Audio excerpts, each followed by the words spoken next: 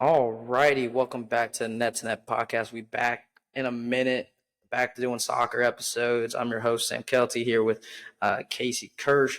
We got a good, fun episode to get you back into the soccer episode. It is the summer of soccer. There's so much going on. We have the Olympics, we have Copa America in America, and we have the Euro 24s, as well as a big summer with already big news going on throughout the year. And so far after the season ended. So we are going to touch on some stuff about the Euros and Copa and touch on the UCL, as well as hitting on our team in Columbus Crew in the MLS, getting ready for Leagues Cup as well. So we're going to dive right in. I'm going to throw it right to Casey so we can have a fun episode today. Yeah, so we'll start off talking about probably the biggest name competition of the summer, being the Euro 2024. Actually just starting here in a few days, June 14th, which is next week. But we'll start out with Group A. Germany seems to be the favorite to win this group. They're still a stacked and very young squad now, kind of passing on from their older generation to their newer generation, but still led by some older guys. Like Joshua Kimmich, Ter Stegen, Manuel Neuer, but there's going to be also younger players like Julian Musiala and the young core. So I think they're still favored. I think it's right. I think they'll top the group here. But for second, I am actually going to pick Hungary here. I think they are also an upcoming squad, very underrated, led by Szoboszlai out of Liverpool, and I think that they're going to at least get second. Who knows? Maybe they pull an upset and win the group, but I don't think a lot of people are saying that. But I am. I'm picking Hungary here as the number 2 slot. Yeah, I totally agree with you. I think out of this group, Hungary is the best upcoming. I don't think Scotland has the firepower that they've had in the past before. We look at a Scotland team that, yes, they're led by Captain Andy Robertson. But outside of Andy Robertson, it's a really aging squad. You have the likes of Stuart Armstrong, John McGinn, who is 26 years old. What's really lacking is where's the goals going to come from? You brought in a Che Adams, you brought in a Lewis Morgan, who's kind of scoring in the MLS right now for Red Bulls. But other than that, outside, you're going to really rely on like McTominay, like I mentioned, John McGinn and Stuart Armstrong. A very aging defense too. But I just, like you said, Hungary, they're up and coming. You have a veteran and Peter Glossick out of Leipzig, and then some up and come and a really good Will Orban, who's been very good in the Bundesliga for a long time. And you mentioned Szoboszlai, who honestly he was hot and fire throughout the beginning of the season in the Premier League. Got injured. They're definitely going to look for him to score the goals. And then you got Gazdag out of Philadelphia, who's really good. He got the call up. I'm excited to see it. And then you have Switzerland down there, led by the main man, Big Shaq and Shaqiri. They're probably going to – and the interesting thing is you have 2 good goalies on their team. Who are they going to go with? Is it going to be Gregor Kobel out of Borussia Dortmund, or is it going to be Jan Somers out of Inter Milan? Both of them had great seasons. They still have Akanji, Ricardo Rodriguez. They could make a push for second with Xhaka too, but I still think Hungary could push it out between Switzerland and Scotland. I think with this being a bigger pot, I think a couple of the 13 places make it out. I'm not 100% sure. I'd have to double check that with how it works. I think two of them do, Sam. 2. There's 6 groups total. 8 move on. So I believe that 2 of the third place teams move on. Interesting. Yeah, I believe so. I believe you are right. So yeah, it will. Yeah, yep. So yeah, there are two, three. Actually, I believe three teams make it out of um possibility. So yeah, so it'll be interesting. They could make a splash out of in the third group, the third teams to make it out. How it goes. So actually, I'm looking at it now. So the ranking of the third place teams, the top four third place teams will make it to the knockout stage. So third place. So group A, B, C, D, E, F. The top four make it out, and move on. The other two go home as well. So it'll be interesting. They could make it out. Could, but I mean, there's some better teams that'll probably Yeah. slot into the third. But so you got Hungary here in the number two. Yeah, I think I'm gonna go Germany, Hungary, Switzerland, Scotland. I think that's the top four. Yeah, I think I think Hungary could top the group, but they probably won't. And Switzerland also could get second just because they have a strong defense. And by the way, I think they'll start Kobel. He just had an amazing season. And Yeah. although Summer played well, he played very well this season. It's just Kobel. He's the next upcoming star for Switzerland, even though he is a goalie. But, and I believe this will be Kobel's. I believe this is Kobel's first international play if he does play. Yep. Because Sommer did play in the World Cup. So this is Kobel's. Kobel's only made 5 appearances for the national team. He did not play. He was called up for the. He was called up. Last call up was for the Euro 2020s. And he didn't get called up for the World Cup. So we'll see. Is 5 appearances enough, or do you go with the more experienced goalie and Jan Summers? And honestly, I'd probably lean toward Jan Summers, to be honest, just because of the experience, and just because maybe you get him a run in the group stage, but when it comes to the knockout stage, I think you go more experience and you go with Summers, or they go with the hot hand, whoever's hot coming out. They both had hot hands coming out of this season, so it really couldn't go either way. I mean, you watched him in the Champions League final. He was saving them left and right, and it wasn't just that. It was throughout the. He did have the most clean sheets in the UCL as well. So, but he did. But then he also struggled in the league. So it's true. It's true. But all right, we'll move on to Group B here. The teams in Group B: Spain, Croatia, Italy, and Albania. I think the obvious answer here is to go for Spain. That's who I'm going to pick as the number one. I mean, they're led by players like David Rea, Unai Simon, whoever they decide to start there. They have leaders like Danny Carvajal. They have Rodri. They have Nico Williams, players who have been there before. Even though Nico Williams is still only, 23, 24 now. Players who have played in multiple different competitions for Spain. They also have Nacho as well. But I think a lot of this team is going to be leaning on the youth. You look at players like Pedri, Fermin Lopez, who hasn't really got a good run in for Spain yet. Martin Zubimendi, who's only 24 now.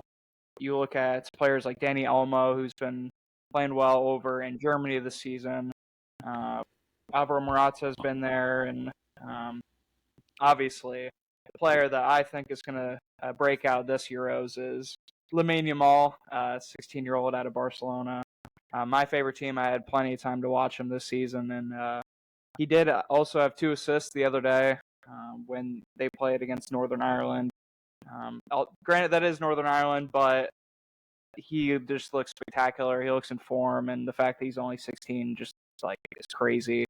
But I would love to see him and Nico start on the wings, almost start in the middle, and then I think they'll have one of the better attacks in the Euros. So that's why I think of Spain. I think they'll end up winning the group. But for second, I'm actually still gonna pick Croatia, even though they might people are looking down upon them because Modric is getting older. Their team is aging. They don't have any. I mean, they have a few young bright stars like Varidal from Manchester City. but generally, a lot of their team is not anything too exciting. But I think the experience of Modric. I mean, they just put out a documentary on Netflix about how he's such a great leader and everything, was showing the World Cup and whatnot. But I'm gonna pick Croatia here just because they're a pretty knit group of players together. Italy third, and then Albania fourth. Yeah, I agree with the Spain will top the group. They just have a really good team all around. I think their weakest link is going to be who they're going to play at left back. Right, their two left backs right now are Grimaldo, who had an unbelievable season, and Cucurella from Chelsea, and then Grimaldo from Leverkusen. I would probably start Grimaldo. They did start Cucurella last game. I just think they're both they're both a liability on defense, but Grimaldo gives you more attacking threats in the attack on that left side. And then their other thing is, who are they going to start at right back? Is it going to be Danny Carvalho or is it going to be Jesus Navas? Jesus Navas is the captain, but he is 30, I believe he's like 30, 37 maybe? He is getting up there in age. He's Won't 38, be yeah. 30. Yeah, he won't be able to play a full 90 minutes. I think they go with Carvajal.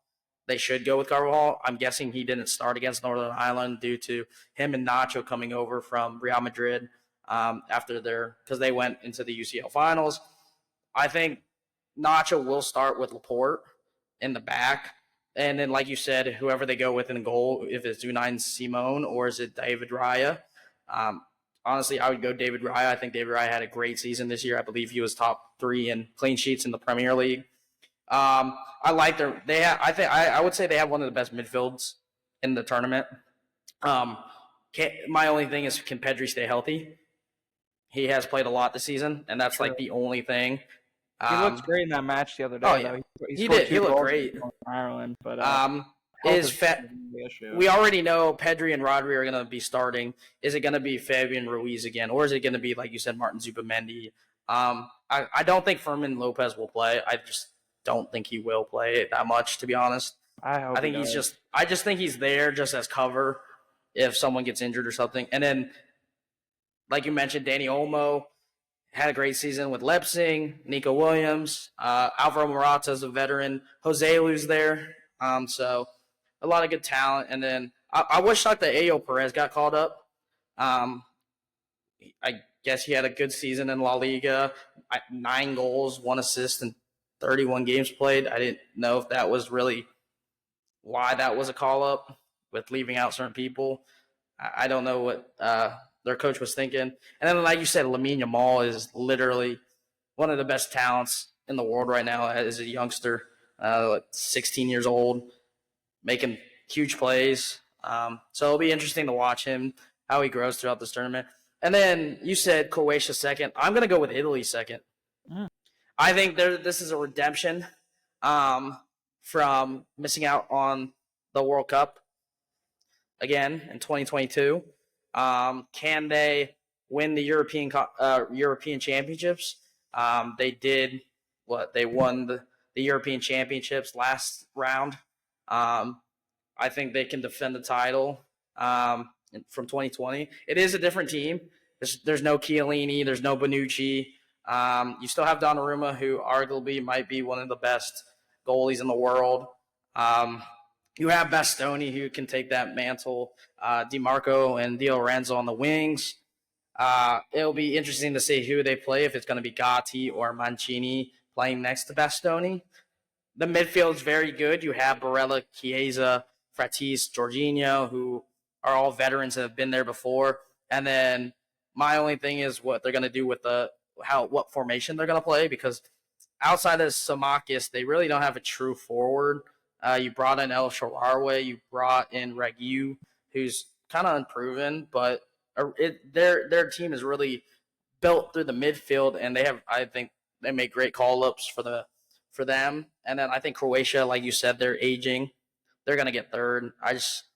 Outside of Modric, Kovacic, Brozovic, and Kramaric and Vardiol, they don't really have anything else. I think they squeeze into the knockout stage as one of the third-place teams, but I in this group, I just think Italy and Spain are just too overpowered, and then Albania, Sorry, they're not. Albania. Yeah, they're not going to do anything. It'll be interesting to see how much Perisic plays in this tournament because he is coming back from an ACL tear and he barely played in he got loaned out to Croatia for his team, and he suffered an ACL tear in September, and he just came back to playing. So it'll be interesting how much he actually plays during this tournament. They're probably going to lean on him heavy, but Yeah, we'll I mean, see. just to touch on Italy though, why I didn't put them second is because I'm kind of scared about their attack. I don't think they have as much going forward as I think other teams do. Granted, they have a great defense and also a solid midfield, but their attacking, other than maybe Chiesa, isn't spectacular. That's just my opinion. So that's why I put them third. I think they still could easily get into the knockout as a third. I mean, they probably would be one of the best, if not the best, third place team in any of these groups. Yeah, and their last game they played in a friendly against Turkey. It was a 0-0 game. They had really only 2 shots on target. They had 11 shots in general. They didn't really have much on target, and they started Vicario over Donnarumma. So I don't think that happens in the tournament. I do think Donnarumma regains a spot. It's just going to be interesting who they play up at striker. If it's Rapid if it's Regui, or if it's going to be El Shaarawy playing that striker position, which he has done before. Yeah. All right, Sam, I'll let you preview Group C here. Yeah. So going to Group C, I think this is probably going to be one of the easiest choices. England first. I just think their team is so good. I think Southgate's going to have a dilemma on who to play. And we saw them lose to Iceland 1-0. Not a great game, but it'll be interesting to see who they play. It's going to be interesting who they play on the right wing. If it's going to be Saka, is it going to be Cole Palmer? Who's going to play on the left? If it's going to be Foden on the left, if it's going to be Anthony Gordon on the left. I think one of the biggest things that to take out of this tournament is Gareth Southgate decisions to leave crucial players out of the England squad. And I think we all saw it going in. James Maddison did not make the squad. Harry Maguire did not make the squad. Rashford did not make the squad. So these are like key veterans that you had when you went all the way to the finals in Europe. And what is the situation going to be? What is your front line going to look like? Because we saw them play Iceland. No Jude Bellingham. Jude Bellingham's going to be in the starting lineup. He's going to play the number 10 role behind Kane. Kane and Bellingham are probably the most secure spots on the team. They're not moving from the spot, and I think you would agree with me. Yep. Who's going to play net? Is it going to be Rice and Manu? Is it going to be Rice and Trent? Is it going to be – there's so many – I think Rice is also secure. Yeah, I would say Rice is set. It's just whoever's going to play the other center mid role. Are they going to play a 3-back? Are they going to play a 4-back? They played a 4-back against Iceland. They're usually playing a 3-back most of the time when they had Harry Maguire and Kyle Walker. There's so many spots. I think their weakest link will be their left back because they don't have a pure left back playing. It's going to be Trippier. And then who's in the middle? Without Maguire, they played Mark Gueye and John Stones. Is it going to be Gueye and Stones? Is it going to be Konza and Stones? Is it going to be Gomez and Stones?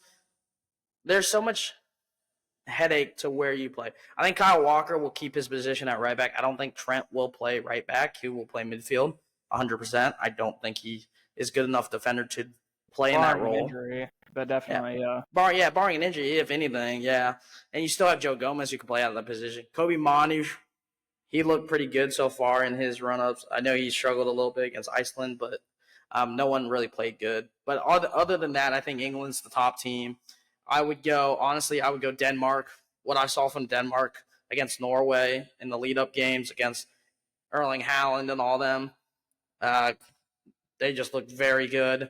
You got Rasmus Højlund, you got Damsgaard, Højbjerg, who's captain. You got Vestergaard, Christensen, Schmeichel still in goal, Simon Kjaer, and Christian Eriksen. It's a veteran team. I think they get second in this group. Then going into third, I think Serbia I just think with the Milinkovic Savage boys, Caustic, it'll be interesting who they play up front. If it's going to be Tadic, Vlahovic, or Jovic, I think it will be Vlahovic. I'm shocked that, or honestly, I would ask you this: if I'm Serbia's coach, if you're Serbia's coach, Casey, who are you starting up front, Vlahovic or Mitrovic? I'm starting both of them up top. Run a 4-4-2. I would. I mean, you could do that or a 3-5-2 variation. They do have some solid players in the back, but not anything to write home about. I think their strengths are up top, and they have their two best players are strikers. So I think you need to play both of them and just live with the results that come with it. Just adapt your team based around your two best players, and that's what a lot of teams do. Except a lot of teams, their two best players aren't strikers together. So I think they should play two strikers. Will they? Probably not. But we'll see. And that's why I had them third as well in this group, is just because they have a lot of attacking firepower. But yeah, I mean, I agree with you that England going to the rest of the group. England first. I think it's no brainer here. Denmark, they're like you said, they're a veteran team. They have Rasmus Højlund up top, although he's a youngster. He's pretty much one of the only youngsters that are on the team currently that are going to be making heavy minutes. He's looks solid.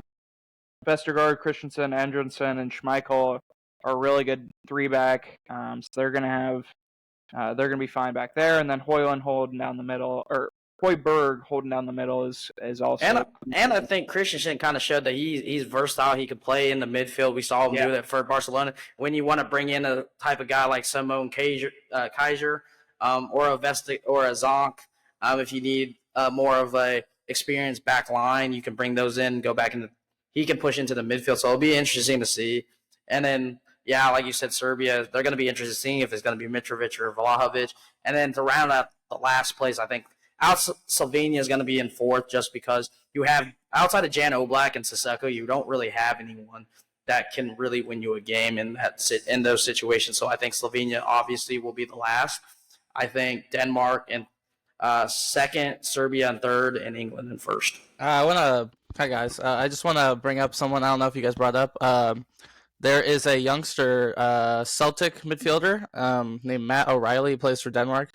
It's one of his first games. I don't know if he's played that much for Denmark, but the guy had around 30 goal contributions for Celtic this year, and he's around 23 years old, center mid. I think this year will be his breakout year for just the world to know about him. Obviously, Celtic is a big club, but doesn't really get the much recognition on the global stage. So I think this kid will really show who he is. I mean, Denmark kind of had not that great of a tournament in the World Cup, but last Euros they had a good running, barely losing to England. So with players like Eriksson and some of their older players not being as sharp as they used to be, I think Matt O'Reilly will definitely fill in that space, being the top up-and-coming breakthrough star for Denmark and maybe even in the whole tournament. I just want to say, yeah, he is a really good talent, but unfortunately, Matt O'Reilly was left off the squad.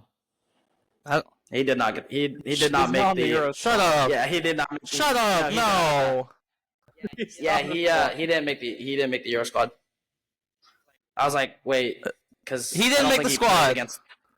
No, he got cut. He was left off. Well, Denmark, you made a bad decision, my friends. I like Denmark as a country and a team, but but what's your take on this group? What's your rankings here? Yeah, Now that Matt O'Reilly's not there, that's kind of embarrassing. Are you really sure he's not on the squad? Yeah, I just looked at. We're looking at the squads. No, I just looked it up and it says Matt O'Reilly was left off. That's unbelievable. That is unbelievable. Okay, yeah. Well, I think I generally agree with your guys' takes. It's just if England can get those 3 wins, I think, which they can.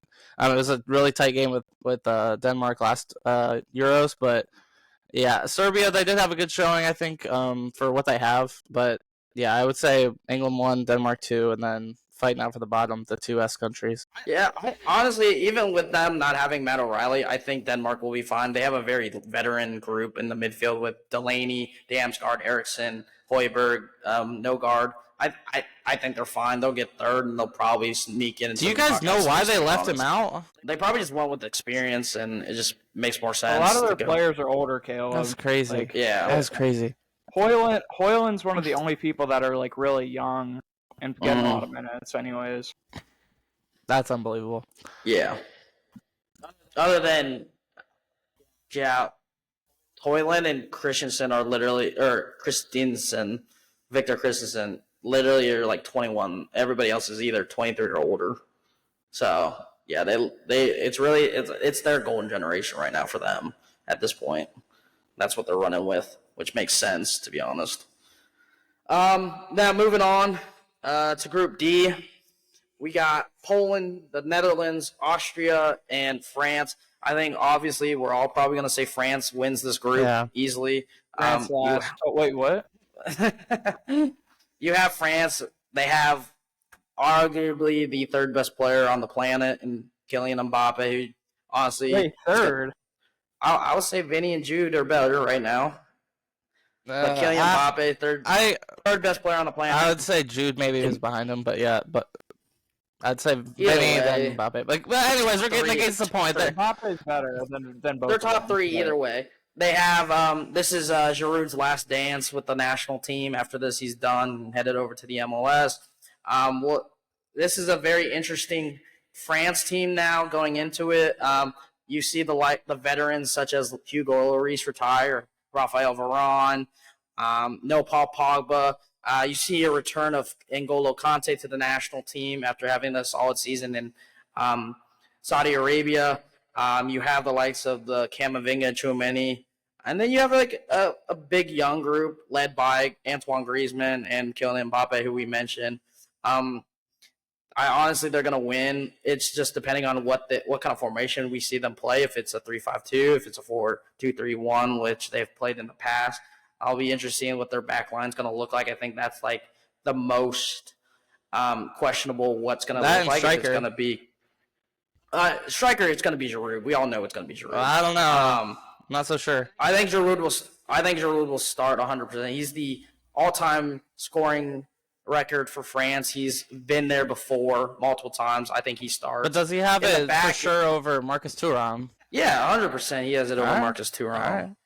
I just think they'll go with experience, Caleb. I think around Deschamps trusts Giroud. Yeah. I don't think because we saw the only time Giroud lost his spot is when Benzema came in, and that was arguably the right decision. But with Benzema not in the squad anymore, Giroud is the most obvious choice to go with at the striker position. At center back, it's going to be interesting. I think the only person that has a lockdown spot at the center back position is William Saliba. Outside of that, it could either go Konate, Upamecano. You don't have Lucas Hernandez. Yeah, he tore his ACL. And then on outside backs, it's definitely going to be probably – it could go either way if it's Ferland Mendy or if it's Theo Hernandez or if it's Jules Akunde or Jonathan Klaus. You don't know what's going to happen there. But obviously, they're going to win the group. Did Pavard? I'm going to go with – Did Pavard make the squad? What? Yeah. Wow. Yeah, I thought he did. He played in the friendly against Luxembourg. Oh, yes, he did make the squad. And then I think Netherlands gets second, Poland third, and Austria fourth. I would agree. Yeah, does Poland make it through to the next round still, even being third place? Are they one of the top third place teams, do you think? Because I would definitely agree. I think Netherlands will kind of make a good run. I don't think they're going to win it. I think they are, but do they get enough points to go through, though? Like playing against the Netherlands and France, who are two of the best teams. They have to beat Austria. They have to. Well, they have to beat Austria, one, but they also have to get to be honest, I don't think they go through. I don't think they make it through. Okay. I think they go home again. Because they'll probably end up losing to both the Netherlands and France. They get one win. That's only 3 points. And we've seen on the international stage, Lewandowski doesn't really do anything, to be honest. He doesn't have the team around him to do something like he does at the club level. And we've seen it before at the World Cup, and we've seen it at the last Euros. I just don't think Poland's strong enough to do it Okay. like this time. Do you guys think? Let me ask you this: do you guys think that the Netherlands could top this group and France could get second? I want to say yes. I really do want to say yes, but no, I don't think so. I mean, their defense is pretty strong, and their attack is one of the most interesting. Their midfield is pretty strong as well. Their attack is decent. I mean, they're gonna play around. They're gonna probably play that 5-2-1-2 or 5-2-3, whatever you want to call it, and it's gonna be De Jong, and that's a question mark. The other center mid, is it gonna be Reinders? Is it gonna be Koopmeiners in that slightly defensive midfield role? Because when we saw him for Atalanta, he was kind of playing as like a 10 or a left or right wing at some points in the game. So he could play that. Play Genie. No, I don't think Genie makes a starting 11. I don't think he's sharp enough, and I don't think he's got it as much anymore. As much as I love Genie Wijnaldum, no, I don't think so. You got Reinders, who's a decent player, but I wish they would just play. It's hard because Koopmeiners do the defensive work. You do have Van Dijk back there. You do have De Ligt. You do have Ake potentially being the back three there. Frimpong. And you got Frimpong. I mean, he's a very attacking player. He's a very attacking. Dude, I honestly think they could top this group. Last game they played. They're stronger than the 2022 version of this team. I think. I say they got Xavi Simons too in the midfield. Yeah, Xavi. I think Xavi's probably going to play more out wide if he plays. Yeah, I don't think he'll play in the midfield. He'll probably play that right forward type thing. Yeah, I could see them playing a 5-back. I could see them going De Ligt, De Vrij, and Van Dijk, and then playing Ake as like a wing back. Yeah, because it's either that or Daily Blind with Van de Ven. Yeah. See, they have lots of good center-back options. They did just beat Canada 4-0. Mm-hmm. Yes. It'll be interesting who they play up front. And they were playing Frimpong at right wing that game. And they also didn't play Van Dijk in that game. No. Or Frankie de Jong, or Xavi Simons. I think Frimpong has to play. I think Frimpong has to play. He takes Dumfries' spot, even though Dumfries was really good in the World Cup.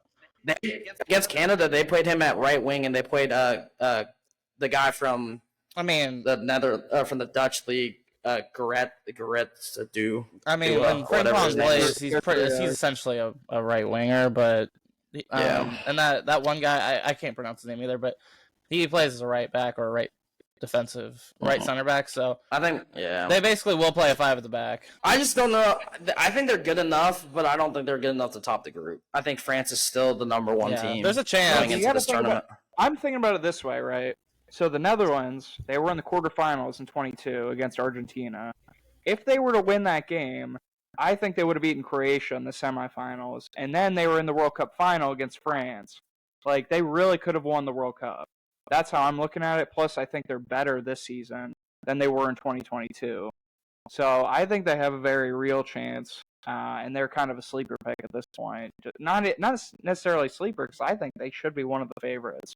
I mean, it doesn't seem like they're getting the same hype that I think. That's what I'm saying. I think they have a chance to make it far. It's just making sure that their attackers, because their defense will be sound. I think their defense is one of the best in the tournament.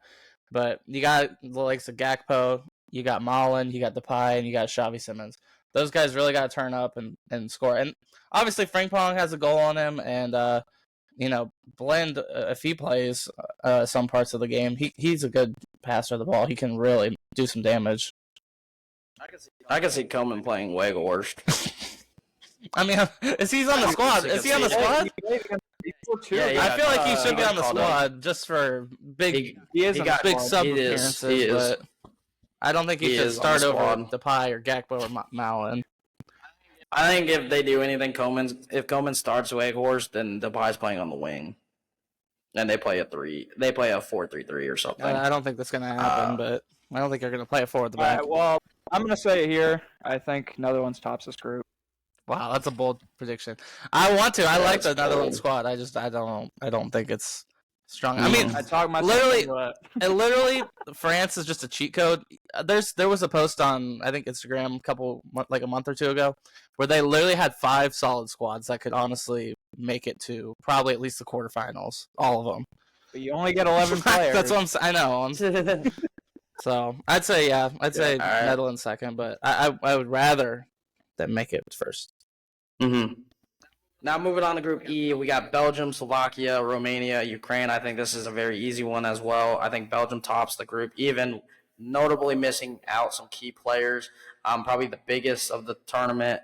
One of the biggest stars missing out in this tournament is Thibaut Courtois, who came back from an ACL tear. Played 5 games for Real Madrid, 5 clean sheets. Do you think that's the right decision from the Belgian manager to leave out Thibaut Courtois and go with Keon Castile from Honestly, Wolfsburg? I would like to say it was the right decision, but it is actually. Kevin De Bruyne is the leader of this team, and we all know what's happened behind closed doors here.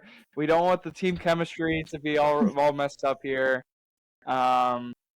And I think, although he is a far better player than any of their other goalkeepers, if they want this unit to be cohesive and led by one person, it's the right Casey, decision here. Plus, obviously, Courtois didn't play the whole season. Casey, I'm going to completely disagree with you on that. It seemed like last tournament, De Bruyne was the problem child in the Belgian squad, where he was saying that we're too old, we can't do this, blah blah blah. I mean, they have some young players. I mean, maybe it was not in the last tournament, but But think about it, Caleb. How does this team win at all? They don't win it all. They get hype and hype and hype, and then they don't win it. But they're going into this believing they are still one of the top squads in the tournament, if not the. They want to believe that, right? And how are they going to win this? By playing through Kevin De Bruyne. That's the only chance they have. You want to hear my spicy hot take with hot sauce on top? They don't top this group. Ukraine comes out of there, does it. They're the sleeper team of this year for me. I think they're going to go at least a round or 2 extra than the group stage, but that's my hot take. They've got some great players. Is that why they just lost to Poland? I'm still going with it. That's my spicy hot take. That Ukraine will be ahead of Belgium. Belgium has serially flopped in many, many tournaments, and I think this. I mean, they're a battle test. And they don't have a guy who single-handedly can just win you games on his own. You can have 50 shots on the guy. Courtois literally is, especially in big games, dude. No, I disagree with you, Casey. They should have picked him, regardless. Maybe sit him out for the first game or whatever, first 2 games, but you play him after that. And obviously, yeah, De Bruyne and Courtois have some issues off the field, obviously, but they have issues. But De Bruyne has come out a couple days ago. De Bruyne did come out and express regret that Thibaut Courtois missing out on the tournament, saying he wishes everybody was available. Tedesco did not pick him due to being injured. But we also remember what happened last time he was called up to the national team. He did fall out with Tedesco during those friendlies. So that could have been in. It seems like the De Bruyne thing is kind of in the past now, as him saying this. But we're looking at an aging team. They did call up Jan Vertonghen. Are we about to see a Jan Vertonghen, Witzel, and Meunier as your back 3? That is the most either that or Faze from Leicester. Oldest, yeah. It's gonna be very slow. I'm shocked they didn't call it Toby Alderweireld. He had a better season this season. Hazard. He had a better season. Yes, you have a decently okay team. You still have Lukaku up front, who somehow can score for Belgium, but can't score for any club team he plays for. Really though? You still have Carrasco, who's coming over from. Honestly, he disappeared in Saudi. No one heard from him forever. So who knows what he's been doing? Yuri Tillemans is still on the squad. I think Belgium wins this group. You said Ukraine. I think they get second. They're just interesting. Mikhail Mudryk, Dubrovsky. This has got to be the worst group. Yeah. This is the worst group of them all. You have Slovakia. This Slovakia team is not that good. They honestly, I would probably say they haven't been good since they lost Hamšík, to be honest, like forever ago. And then, honestly, Romania. Romania did have a good qualifying round. I mean, they were decent qualifying. And maybe a Crew Don will come into the team, but we'll see about that. I don't know. I haven't seen Romania's squad. It's very poor. I'm sure it is not the best, but did Matan make it or no? No. He had a decent season. I mean, he could have potentially made it. Matan didn't make it. I'm not picking him. Matan or bust here. And then the last group, the championship, just like the crew, right, Sam? oh yeah, gosh, no. So, and then with the last group, we have Group F: Portugal, Georgia, Turkey, and Czech. Honestly, I think we're all going to say Portugal. Cristiano Ronaldo is about to break some records here. We all know that's going to happen. Many records. It depends if Ronaldo's playing. Do you think he's going to play? Ronaldo's going to play. Ronaldo's going to play. I don't know. Bench a guy that has scored 35 goals in one season. You don't bench him. Wait, Sam, remember what happened when they benched him in the World Cup? And they lost. No, Ramos scored a hat trick and they won. And then they lost like the next game. Morocco, yeah. And Morocco had one of the best runs. They Morocco's just better because on the series. The Ronaldo and Pepe are still there. They got the veteran leadership with them. You have Bruno Fernandes. He's probably one of the best cams in the Premier League right now. All in out, a really good team. It'll be interesting who they play around Ronaldo. If it's going to be Rafael Leao on the wing, if it's going to be Diego Jota on the wing, is it going to be João Felix on the wing? Who knows what's going on there? The midfield's kind of set in stone. I believe it will be Bruno Fernandes, Danilo Pereira, and Bernardo Silva. The back line will be interesting. I think Cancelo will start either side. It doesn't really matter where he plays. I'd say. Do you play Dallo or do you play Nuno Mendes? Because I think whoever you play on, then Cancelo will play right back. That's what I would do. With who's going to play in the middle with Ruben Diaz? Will it be Pepe or will it be Inacio? That'll be interesting to see. And then I think, honestly, the goalies is going to be obvious. It's going to be Costa. And then outside of that, I think Turkey gets second in the group, Czech in third, and Georgia in fourth. Yeah, that's a tough one. I did go kind of how I am with Ukraine this year, kind of with Turkey the last Euros, and it ended horribly. I don't think they even won a game. So I think this year they will turn it around, though. Çalhanoğlu has one of the best seasons for a midfielder in Serie A, and potentially around the world, too. So I think if he can really manage, I mean, he did play in a deeper role for Inter this year. So, and the likes of Arda Güler, too, coming onto the scene. Not really coming onto the scene, but with Real Madrid PR, you kind of get a lot of, people talking about you. I mean, Sam, you watched pretty much every Real Madrid game. How many games do you think he played, really? Like 15? He played, like 5 or something? Yeah, something like that. Yeah, so. Well, no, he had like 5. Yeah, he played like. I know he played some with he played 10 games. 10 games, 6 goals. That's pretty good. So I'd say if he can really zone in this tournament, it could be kind of like I could switch my Matt O'Reilly to Arda Güler, honestly, for this tournament, but they just have no up front. Are you going with Tosin, the former Everton man? Are you going with Yazi? Yep, those are like Everton players. Yeah, he does, but they have no up front. And their best goalie. Which is why Czech is going to get second in this group. They do have a quality striker. I could see Czech, to be honest, because honestly, Turkey's goalie has barely even played this season for Man United because they have Onana. Czech, they have Patrick Schick. Well, I believe he was top scorer in the Euros Euros competition. He was joint top scorer.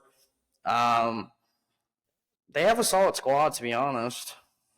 But is Kavar gonna carry Georgia to that second spot? I don't think so. I mean, I watched him. I don't think a couple times. He did not look as sharp. You look back at their qualifying, and they beat like Cyprus twice, and they beat like outside of Cavaskelia, they don't really have anyone. Yeah, Kavara will be the guy. Kavara, as they call him. Portugal, Czech, Turkey, Georgia. I think that's obvious. It's obvious, huh? You did just say Turkey. I'm gonna stick with Turkey though. And then I bring up Czech, and no, it's obvious. I'm gonna stick with Turkey second. But Czech will get through, I think, on the third place rule. Mm. Yeah, so that kind of wraps up our Euro talks. We'll definitely have a talk about the knockout stage when we get there after the groups. They do start playing on June 14th. Yeah. Now switching gears, we're headed over to Copa America. We've seen run-ups to the games. The last couple of days, we saw the U.S. play friendly against Colombia. Total embarrassment, which we'll talk about that in a little bit. And then we saw Mexico losing in the last minute to a Brazilian squad who I think, honestly, looking at the squad that was called up, which we'll talk about, I didn't think was going to be much of a team, but they showed why they are one of the best teams in the world. And we're going to dive right in. So Group A, we got Argentina, Peru, Chile, and Canada. I feel like Argentina and Chile always play each other in Copa. Yeah, they do. I swear. They do. And I think Chile honestly has the best of them. I think Chile's best of them more times than Argentina has, to be honest. I feel like every time I've seen them play. Jesse March started his coaching yet? Yeah. Like he coached this Canada. past game? I didn't know if it was like an after the Euro situation. No, he's coaching right now. He's going to coach right now. But we're looking at teams. We all know who pretty much got called up for Argentina, the likes of Messi, Di Maria, Emi Martinez. We'll see them in action. I think they played today in a friendly, I believe, if I'm not mistaken. Yeah, I think so. I forget who it's against. But yeah, Argentina. I think that's their already solidified top spot. I don't think we really have to talk much about that, but and Messi will be playing. Yeah, they play Ecuador today. Yeah. Which that'll be a good game. I think that'll be a good game. Mm-hmm. Yeah, if the likes of who got caught up, we already know Julian Alvarez, Garnacho, Messi, Di Maria, Celso, McAllister. It'll be interesting who they play in the midfield, if it's going to be McAllister, Enzo, and DePaul. I think that's your strongest midfield, to be honest. You could maybe throw in Paredes, maybe, if you want to go more defensive.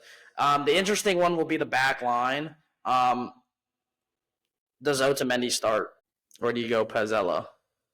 Yeah, I think they don't want to move too far away from their formula from the World Cup, but I'd say, I mean, based on his experience and what he does in big tournaments, I think he'll probably keep his spot unless something drastic happens. Yeah.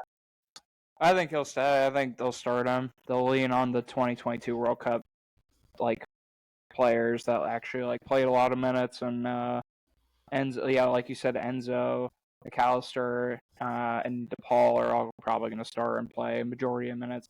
Although Scaloni did sub out DePaul quite a few games, towards the 60th or 70th minute. So we'll see. We'll probably see some of that as well. I think probably one of the biggest spots that we're looking at is the striker position. Do you start Julian Alvarez, or do you start Lautaro Martinez? I think that's going to be where we're going to be looking at that striker position, because honestly, I feel like this is the first time that Argentina doesn't have that striker position locked down, like the likes of back then when it was Carlos Tevez, Higuain, Agüero. You don't have that lockdown number 9 position. Who do you guys think that's going to start there? I think it'll be Alvarez. I mean, based on form, Lautaro has been better this year for sure. But for Argentina, I'd say it just matches up better with Messi in that 4-4-2 setup, because Julian Alvarez is pretty much a player that buzzes around the field a lot. He moves around. He covers, I'd say, some ground for being a striker, And with Messi kind of being, in a way, a scanner, he doesn't really move too much on defense. But especially with the 4-4-2 formation, you really kind of cover a lot of the field. You don't really have much space that's just empty.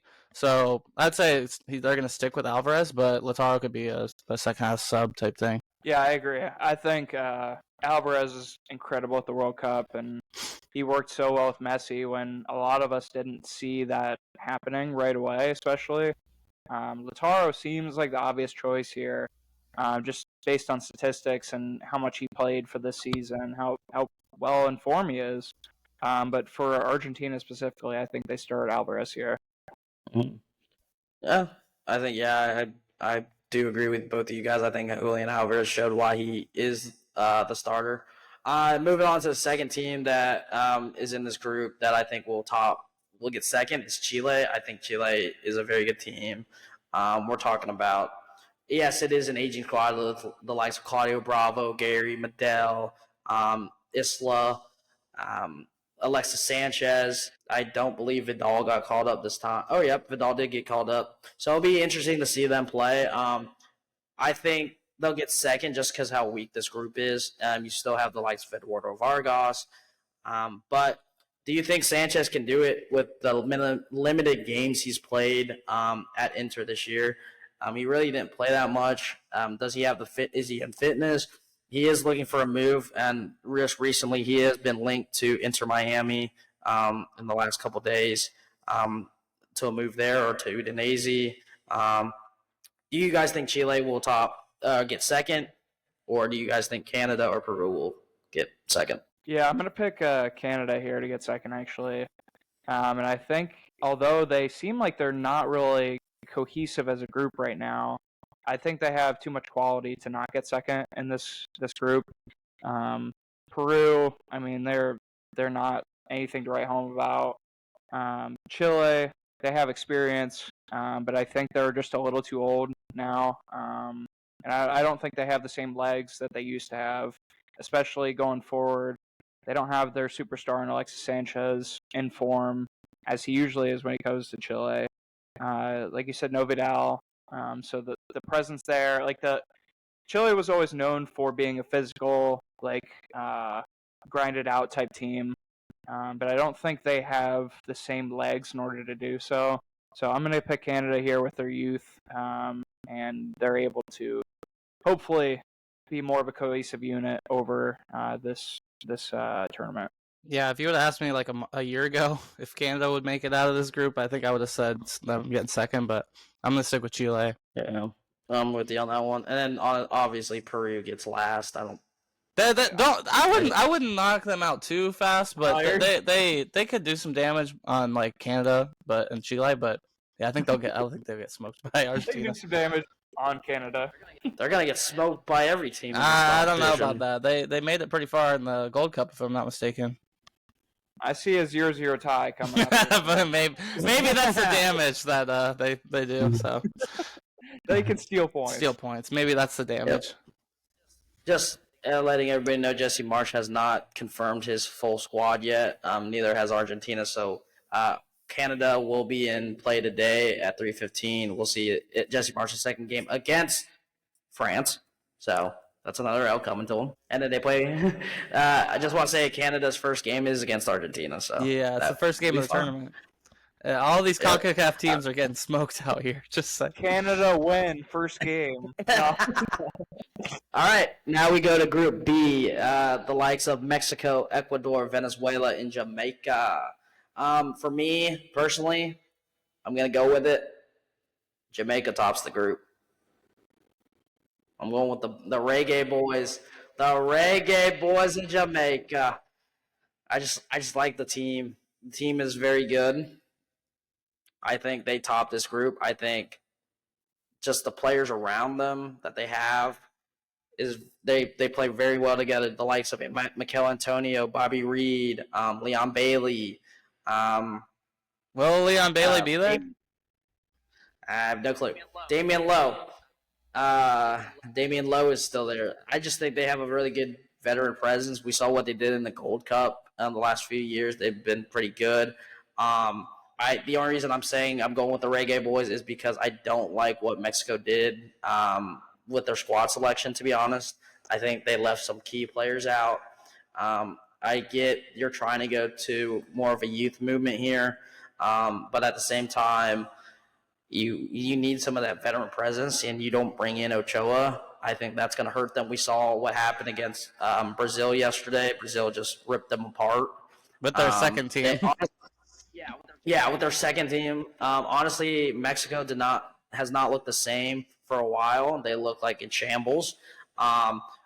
Their question is, who are they going to start up front? Is it going to be Santi Jimenez, who we've seen him perform so well at wherever he is Feyenoord. PSV Feyenoord.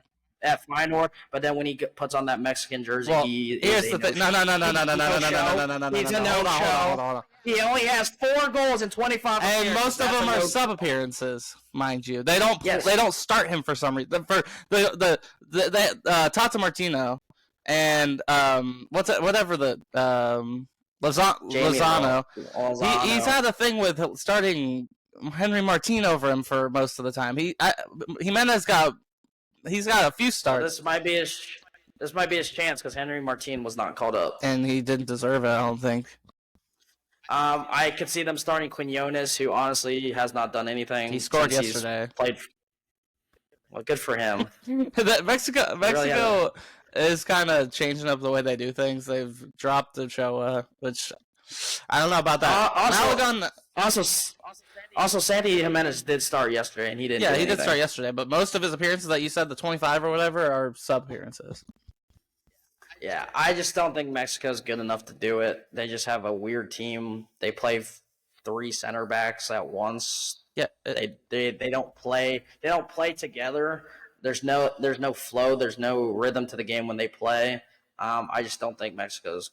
I think they get honestly in their group. To be honest, if we look at it, I could see them getting 3rd. To be honest.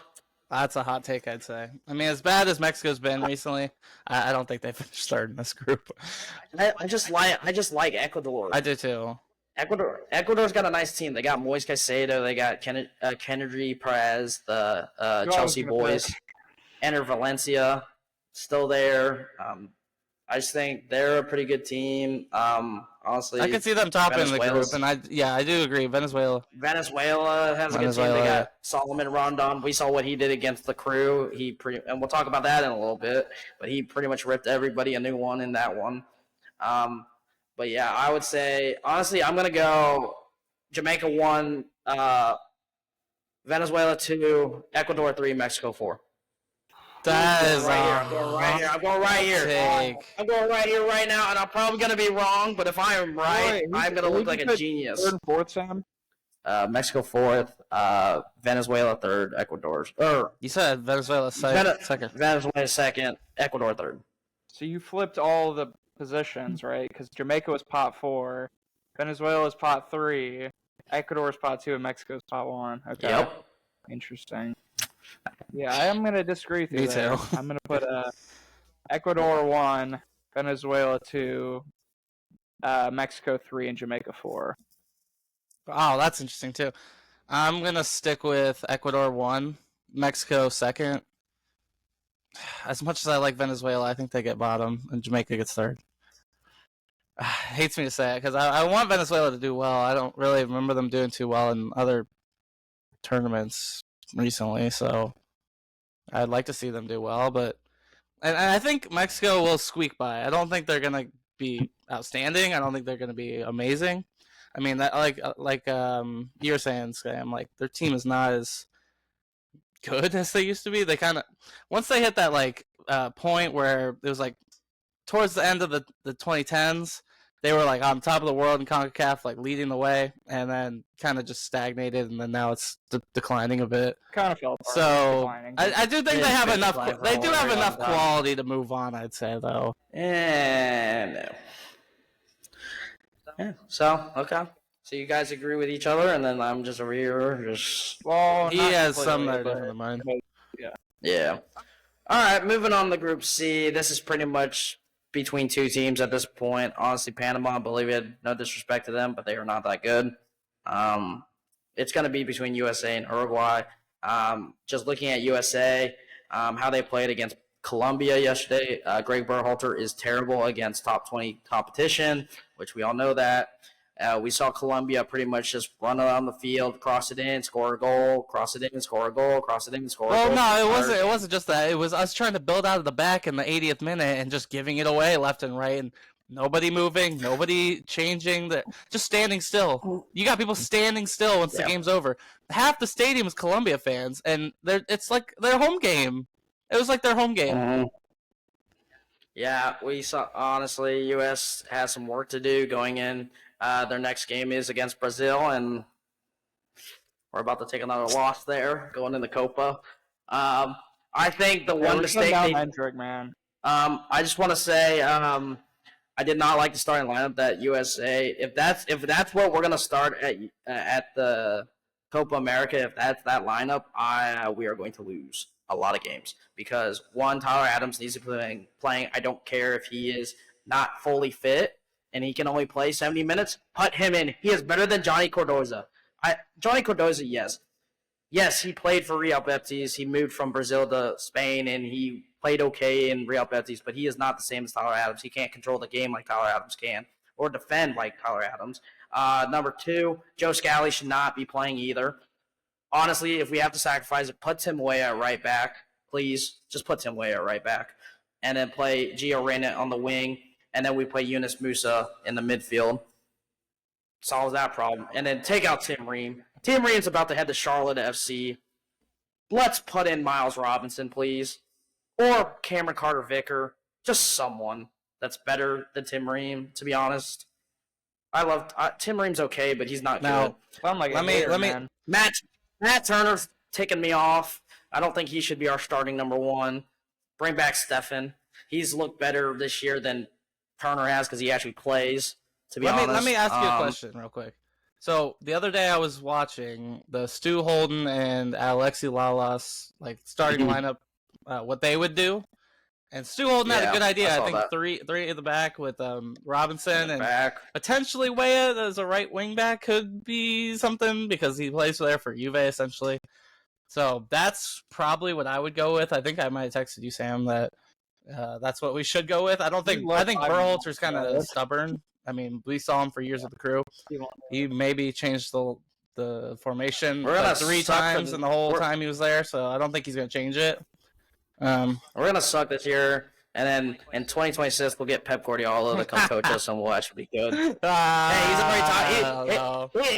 been talking to Joe Mazzulla and the Boston. I was about to say he was at the Celtics game. I think U.S. gets second. I don't think they have a very exciting tournament. Maybe I think they could get. I think they could. We have to get top of the group. No. You have to beat Uruguay. If they beat Uruguay, they get top of the group. Uruguay. You just said Uruguay. Hold on. You said at the beginning of this they will not beat Uruguay. Uruguay is a much better squad, and we have to be. I never said that. They're in the top 20 as well. They're in the top 20, aren't they? We will not beat them. We will not beat them. We have to beat Panama. Okay, I think earlier I said Peru made it far in the Gold Cup. Panama's the one who made it far. We have to beat them because it wasn't easy the last time we played them. It was not easy. And that was in the Gold Cup, I believe. So my mistake earlier, I said Peru. I meant Panama, actually. We are ranked higher than Uruguay. But we will not beat them. I will bet money on it right now. Uruguay will be interesting to see who they play. They do have a very strong team. Then that's what I was going to segue over to. They do have a really good team. And a better coach than us, too. They have Belisa, yes. Their defense is pretty good between Araujo, Jimenez, and Caceres. Caceres probably. Yeah. It'll be Jimenez and Araujo, and then either Oliveira or Vinia. They don't really have a right back. Can our guys get through that other than Pulisic? No. Reyna could. Weston maybe. Weston. There's no Muslera. There's no Muslera. Araujo's name, man. And then in the midfield, they have one of the best midfields of this tournament between Bentancur, Valverde, and Ugueta. It'll be interesting between those. And then up front, are they going to start a 37-year-old Luis Suarez who just got called up? No. They won't start him. Maybe against the likes of Bolivia. I don't know. They might play a 4-4-2. But they don't. Well, I say Uruguay tops the group pretty soundly. He could start. I say Uruguay wins Suarez every game. Start. U.S. gets second. Panama slightly will be behind U.S. at third, and then Bolivia last. Yeah. They could start Suarez and play Nunez and Pellistra on the wing. Or Oliveira on the wing. You never know. Suarez could do it. I think Uruguay beats Panama and Bolivia, and they tie the U.S., actually. Ooh, I like that. I can see us tying. I can see us just parking the bus for 90 minutes. But I think we'll end up losing to one of Panama or Bolivia. I think or tying one of them. So I think we beat both of them pretty easily, and then we top. If you think we're gonna beat Panama easily, I don't know, dude. I don't think we beat so. Panama. That's gonna be a tough game. That's gonna be a tough game. I don't know. I believe they were in the Gold Cup final. Yeah, we beat them easily. No, I think Mexico. Am I thinking about the? What am I thinking of? I don't know. I'm gonna make sure I have this right. Yeah, well, you do that. We're gonna switch over to the last group. Okay. The last group is Group D. Yep, Brazil. no, Colombia, hold on. We lost to Panama in penalties in the Gold Cup, and then they lost to Mexico. Santi Jimenez scored. Yeah, but wasn't our Gold Cup team like the B team though? Like we didn't bring anyone. Like Pulisic, I don't even think played. I think you might be right because that's the one that yeah, Jesus for. Yeah, we didn't play anyone at the Gold Cup. We didn't play anyone at the Gold Cup. That was good. It was an MLS team. Yeah, we had Kate Colwell, Vasquez, Ferreira. Yeah, so that's a wash because that wasn't our goal. That's not our strong team. Because we did have Turner and goal. Yeah, and look how Turner's done this season. He's been rough. Just been rough. Yep. Now moving to Group D, we have Brazil, Colombia, Paraguay, and Costa Rica. I think this is the same situation with Group C. I think it's between Brazil and Colombia who gets the top spot. Whoever beats one another is going to win the group. I think this Brazil team, we saw what Endrick did last night. We saw what Vini can do. We've seen what Rodrigo can do. This Brazil team is insane.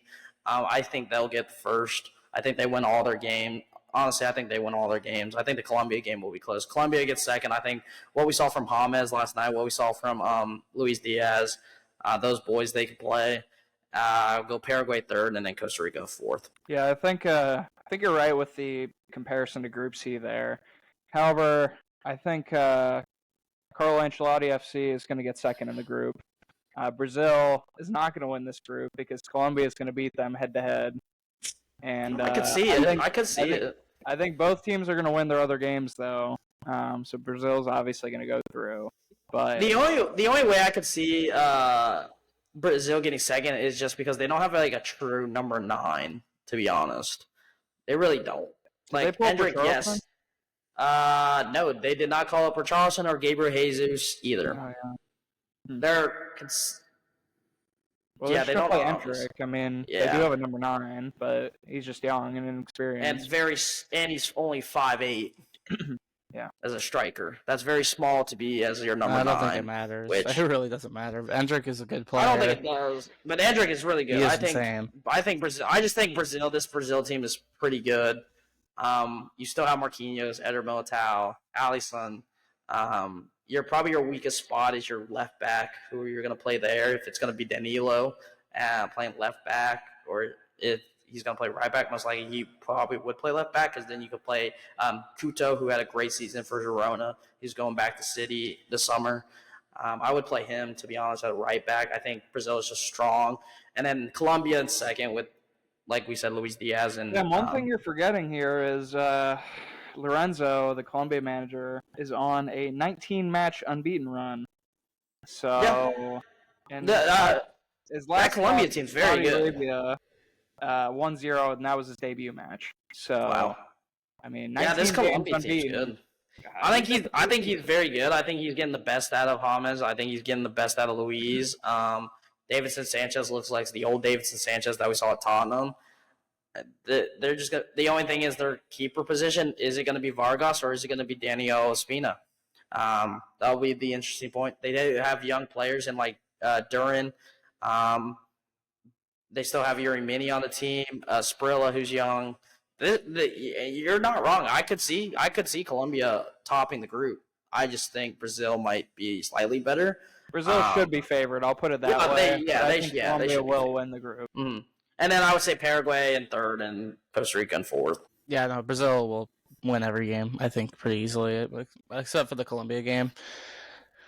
And like you said, Case, Colombia has been on a good run. It's I was when I first heard the draw, I was tempted to put them maybe third because of just the way they in the past before they got their new way of playing. But yeah, I think they get second pretty soundly, and then Costa Rica will beat Paraguay. I'm calling it right now. They do. They have a history in tournaments. You know this of going off, but I think they need a tournament or two to kind of get get a new wave of players going. And Paraguay does have a decent team, but I just don't see them moving on, obviously. So I'm just gonna say they're fourth, Costa Rica third, Colombia, and then Brazil. Kind of how it's on the table on the list. So Let me ask you this, Caleb: does Joel Campbell? He's aging quite he a might bit not now. even Like, start. He hasn't been starting recently. I mean, do you think he's done? Is he? he's done not leading done. the Costa Rica? But- like after this term, is he Oh, done? after now? this tournament, I'd say absolutely. But what he's done in the past, kind of playing on his own up front by himself with no help whatsoever, no second striker, when they would play that 5-4-1, where basically they're defending, they're soaking up the pressure, which they in the past they've done really well with. And he's a small guy. He's pretty strong for his size and everything, and quick for his size, and he's got quick feet. But playing since he's moved on from Lyon, I mean, he has not been really as sharp, and he hasn't been playing as much. And there was a big saga which big Costa Rican side he would go to, and I don't know if that messed with his head or something. There was so much publicity about it, but yeah, I don't know. I'd say you have to start him, but will he be his same quality? I don't think he's still with the 2014, 2016, 2018, and even 2021, where he basically put them in the World Cup, beating New Zealand in that playoff game. I mean, can he do it? He has to for them to even potentially get second or third. But if he's not even sharp with it, then I think they potentially definitely could get third or fourth. Yeah, we can all agree Keylor Navas is still the best player on this team, though. He retired. He ain't playing. He just retired from international. Honestly, if I was yeah, they're screwed. if I was Campbell, I would have retired too. I would have just called it quits. This Costa Rica team's not going to do anything much of. That's what they said. That's what they said in the World Cup, and they almost made it through. Just saying, they did have the Navas, obviously, and they did have some good. They had a lot better players everywhere. They had some good luck against Germany, which potentially would have made. Brian Ruiz, man. He wasn't even in. No, I mean he's been done for a minute. Oh, Bolaño. He's talking about being done. He's been done for even longer. I think it's about 2014. Oh yeah. No, that squad was set up perfectly just for the teams they were playing against. And say they had that squad for this tournament, I mean, going up against the best player in the world, it'd be really tough. I don't think they would handle it. They'd probably still not make it out of the group. But that's what they said. Even with that squad, they wouldn't. And the Costa Rica did play against Brazil in the 2018 World Cup, and it was 0-0 for, I think, around like 85 minutes. And then Brazil scored one, and then they scored another in the last few minutes. I mean, there's a very reminiscent moment where Neymar's in the corner, and after that first goal, he does a rainbow flick over the Costa Rican guy's head, and then they just take him out because, that's just how it goes with Neymar sometimes. That always happens. So, but they can compete. I just don't think they will with Colombia and Brazil as much. So, yeah. Well, yeah, that wraps up our Copa Euro preview. Now we're gonna segue a little bit over to talk about the Champions League. Ended about a week ago.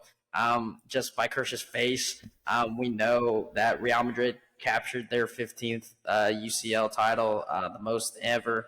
Toni Kroos, Carvajal, Modric, and Nacho joined an elusive group of only players to have 6. That's more than the likes of Liverpool, Bayern Munich, as a whole entire team. Just reflecting on this UCL. Is the UCL, from what we remember when we were younger, is it starting to come back, or is it still we're not seeing the same products we saw in the past?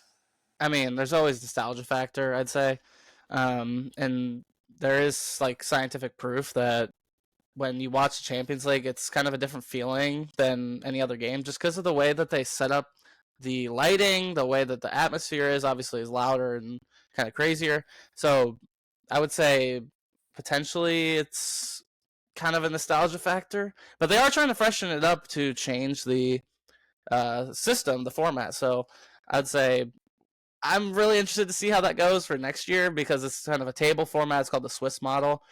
So for you guys who don't know, it's like a big table, and then the top 8 are the ones that move automatically, middle, and the playoff round, and then the bottom are kicked out of Europe altogether. They don't even go to the Europa League or the Conference League, which I think is, I don't know, a bit harsh. But I think obviously we would all say, I don't know about what you guys, but for me, I'd say obviously when I was younger, Champions League was a bit more spectacle. But and it's sad because the past few years kind of been dominated by a certain club that is being given certain things that other clubs aren't, according to the referees. So, and anyone with a not Real Madrid fan bit in their brain, will probably mostly see that. So, just depending on your team you support, but the Bayern game, what I think was a farce a little bit. But yeah, to the Dortmund game, if you're leaving a 5'6" right back wide open in the box, you really got to sort things out because this is the biggest game in Dortmund's history for a while, and you just let a right back who doesn't score goals often score a header. And then obviously that Madsen one was unbelievable. But Dortmund, I thought, deserved to actually get something out of the game, but it's just inevitable at this point. It was inevitable. Well, they actually did get something out of the game. They got $20 million from Real Madrid as bonuses for the Jude Bellingham transfer. I forgot about that. Chelsea, I think Chelsea also got they're some either money going to too. get the money for winning it. It was like $25 million, or they were getting $20 million from Madrid and bonuses for the Jude. Yeah, Real Madrid also gave money to Chelsea for Hazard and Kepa Arrizabalaga loans. Casey, going back to like kind of what I said at the beginning, is this Champions League a little bit? We're going back to the old style. We talk about goal scoring, and we're talking about Harry Kane and Mbappe led the way with 8 goals. Vinny, Haaland, and Griezmann in third with 6. And we're talking about these goals that we grew up watching the likes of Ronaldo and Messi scoring 17, 10, double digit numbers. Are we going in the right direction or are we going in the wrong direction with how we've seen the evolution of the Champions League and the way people are scoring? I mean, I really think that the competition is kind of watered down at this point. I think the favorites are the favorites and everyone else is just there waiting to be beat. Whereas what it used to be is every team that was in the Champions League, or at least 3 out of 4 teams per group, are like, yeah, they could get to the semis, they could get to the quarters, like they have this star player that could carry them to that point. But I feel like nowadays it's just like, yeah, that team's not going to do anything. Yeah, that team's not going to do anything. I mean, you look at teams like Sevilla, like they have good players, but they're not going to do anything. You have teams like PSV, they got out of the group, they're not going to do anything. Like it used to be the teams that go into and maybe again this is the nostalgia factor, like Caleb said earlier, is it felt like every team in the Champions League used to be like a contender, like at least in the knockout stages. Whereas now people are rooting for certain matchups because they know they're going to win. Like a running joke is that like you try and play against like a Porto rather than a Bayern Munich, obviously, because it's Bayern Munich. I'm one of those people. But when you look at like 2010, for instance, you look at Chelsea, you look at Inter Milan, you look at Barcelona, Real Madrid, Liverpool. Like there's just a bunch of different teams that could all get far. Whereas I don't really think that it's kind of condensed into like 3-4 teams maybe now, whereas it felt like it was at least double the amount of teams that could have done something. Mm-hmm. Yeah, and I agree with that. Yeah, I can see that side of it as well. Yeah. I think the Champions League this year, I think we kind of knew who the favorites were. It's pretty much between Real Madrid, City, and probably Bayern Munich, to be honest. Outside of that, everybody was just there, like you said. And yeah, and I think I think it has to do with the players. There's no Ronaldo, there's no Messi, there's no Benzema, there's no Suarez. So you're missing a lot of these like clinical finishers that we've seen in the past, or even going back further, like Diego Milito, Samuel Eto'o, Ibra, and all of them, who score so many goals for fun. We don't see that really anymore. I think we're more going to the base of it's more team play than it is individual success now, and star power, because it's a lot. We used to see it's like one-on-ones. One player takes on the entire team. Now it's like building out of the back, building combinations on the wing, and then just crossing it in or passing it through the middle to get in. So I do agree with that part. I think there also could be, with what Kirsch said about the new Swiss system. So there's a lot of changes coming, and I'm very excited, and I think I love what they're doing in more of the competitions. Like I said, Club World Cup is becoming a bigger tournament now, so it'll be every 4 years, I think, with the Club World Cup, and still play the international continental teams from each nation. Will play each other still as a different thing. So there's going to be a lot of changes within the next few years and the evolution of soccer. Well, so, and they added the coefficient thing with added teams from certain leagues, which I was watching like a thing about it where someone didn't know what it was, so they explained that England could have made the coefficient, but they ended up losing out some spots at the end. But yeah, I'm interested because Italy is going to have, I don't know how many Champions League teams they'll have, but they'll have around 9 teams in all the European competitions. So I think it's probably like 5 or 6 in the Champions League. So I think so. That'll be interesting. I think that'll boost the level, and there's going to be a lot more games. They're adding more teams and they're adding more games. Where I think they play around 8 games. I think. So yeah, I think so. That could either go one or two ways. Oh, we're really excited to watch all these games, or it's like, oh, will it water down the excitement even more? You know what I mean? Because I feel like that's like, for us, that would be the comparison of like an NFL playoffs versus an NBA playoffs, where it's like the 7-game series versus the one single elimination type. Yeah. And it kind of just not waters it down, but it just spreads out the excitement. Which means that like when Barca plays if they play Real Madrid, or if they play them once in this type game, this knockout game, or if they play them 5 different times, it's not going to be as, Casey, quick question.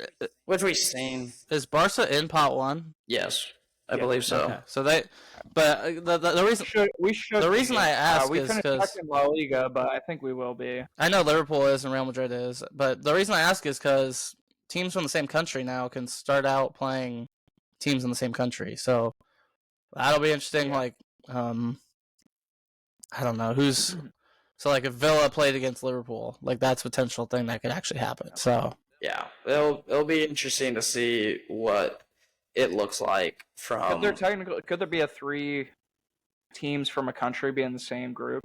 It's not groups. No. It's a whole big table. Like the pots, could they all be in? I think so. So pot 1 is Real Madrid, City, Bayern Munich, PSG, Liverpool, Inter Milan, Dortmund, Leipzig, and Barca. Pot 2 is Leverkusen, Atletico, Atalanta, Juventus, Benfica, Arsenal, Club Brugge, and Shakhtar. Pot 3 is Milan, and then the 2 winners of the Path League, and then 5 winners of the Champions Path. And then you have pot 3 with Feyenoord, Sporting, and PSV. Pot 3 and 4 is Celtic, Monaco, Villa, Bologna, Girona, and Stuttgart. And then pot 4 is Sturm and Graz and Brest. So there's a lot going in with that. Right. So the Champions League will be an interesting thing, I think, coming up. But yeah. So moving on for the Champions League, we're going to take a quick break. The episode's not done yet, but then we're going to finish off the episode talking about MLS and some transfer news. So we will be back with you just real shortly.